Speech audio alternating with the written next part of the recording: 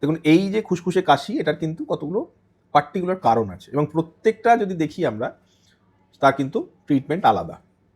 যেটা খুব কমনলি যে কারণে দেখা যায় যে আপনাদের কোনো অ্যাসিড রিফ্লাক্স হচ্ছে কিনা, সেইখানে যে কাশিটা আমরা দেখি, সেক্ষেত্রে কিন্তু আমরা সবসময় বলি আপনার কিন্তু একটা প্যান্টোপ্রাজল জাতীয় ওষুধ খেতে হবে আপনাকে, এবং খাওয়া আর শুতে যাওয়ার মধ্যে একটা গ্যাপ মেনটেন করতে হবে। অত্যধিক চা কফিটাকে বন্ধ করতে হবে, তাহলেই রিফ্লাক্সটা কমে আসবে। এছাড়া আরও কিছু ওষুধ আছে।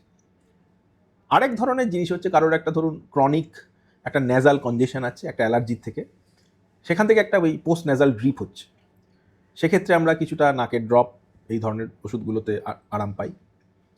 আরেক ধরনের ক্ষেত্রে একটা ক্রনিক ফ্যারেঞ্জাইটিস রয়েছে, গলার পেছনটা একটা প্রদাহ আছে যেটা প্রায় 2 সপ্তাহ খানেক চলতে থাকে।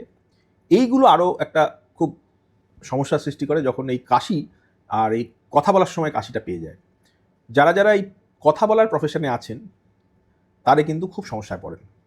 তো তারা কি করেন, সবসময় একটা মনে হয় যেন গলার কাছে একটা কফ আটকে আছে, তো এইটাকে একটা গলা খাকারি দিয়ে বার করার যে চেষ্টা করেন, এতে হয়তো একটু লাভ হয়, কিন্তু আবার দেখা যায় যে এই গলার খুসখুসে ভাবটা রয়ে গেছে। তো আমি তাদেরকে বলি যে আপনারা কিন্তু এই কাশিটাকে সবসময় ঝেড়ে ফেলার চেষ্টা করবেন, ওতে কোনো লাভ হয় না। তো এটা যদি আপনাকে কমাতে হয়, আমরা বলি যে একটু জলটা বেশি করে খান।